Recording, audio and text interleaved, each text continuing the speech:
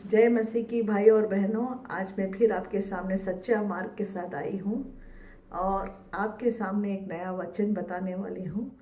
जिसे हम लोग ने सब जानते हैं कि उत्पत्ति में परमेश्वर ने सारी चीज़ों की सृष्टि की।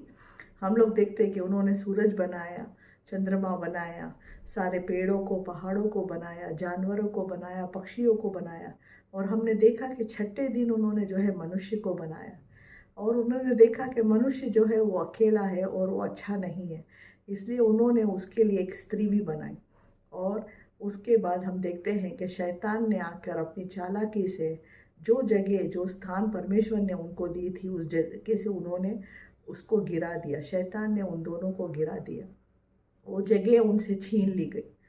और हम लोग देखते हैं कि पहले परमेश्वर उनके साथ आकर शाम के समय में उनके साथ टहलते थे और उनसे बातें करते थे, मगर वो अपनी स्थान से गिरने के बाद परमेश्वर ने उनको जो एडन की वाटिका है उसमें से निकाल दिया। और फिर वो स्थान ऐसा हुआ कि हम लोग सब पापी बन गए। वो जो कार्य आदम और हव्वा ने किया उसके द्वारा हम सब लोग पापी हो गए और परमेश्वर की उपस्थिति से दूर हो गए। तो एक ज़रूरी था कि फिर से हम लोग वो स्थान पा सके, उस स्थान में जा सके। तो बहुत सारे भविष्यद्वक्ता आए, बहुत सारे जो है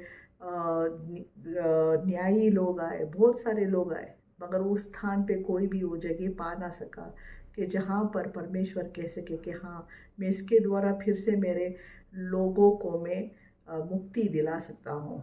इसलिए फिर उन्होंने अपने एक लौते बेटे को, यीशु मसीह को इस धरती पर भेजा।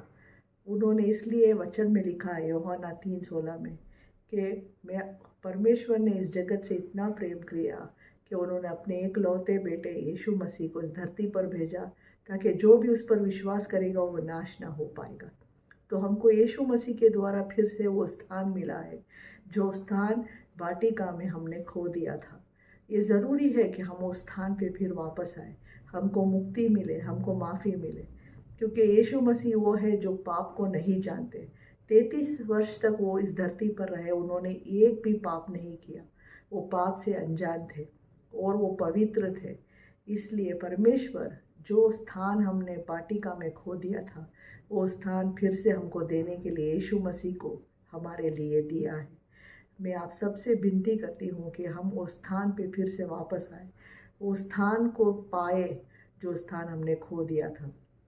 और एक और वचन बाइबल में कहता है कि सारे पापी है, कोई भी धर्मी नहीं है। इसलिए हमको चाहिए कि हम यीशु मसीह को देखें, हमारे पापों का क्षमापन पाए और जो परमेश्वर से दूर हो गए थे उस स्थान पे वापस आए। मैं आप सबसे विनती करती हूँ कि आप यीशु मसीह को मानिए, सिर्फ हृदय में अपना थोड़ी सी जगह दीजिए और वो आपके अंदर आके बसे रहेंगे। आपके सारे पापों से क्षमा मिलेगी आपको, आपको पवित्र जीवन उनके द्वारा ही मिल सकता है जब हम उन पर विश्वास करेंगे। मैं विश्वास करती हूँ कि ये वचन आपको आशीषित रहेगा। आमीन।